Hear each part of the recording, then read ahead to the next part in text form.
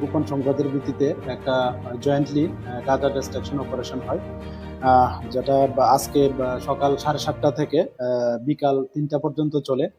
এবং এটা হয়েছে জুলাইবাড়ি, ময়নামা, খেদাবাড়ি এরিয়াতে।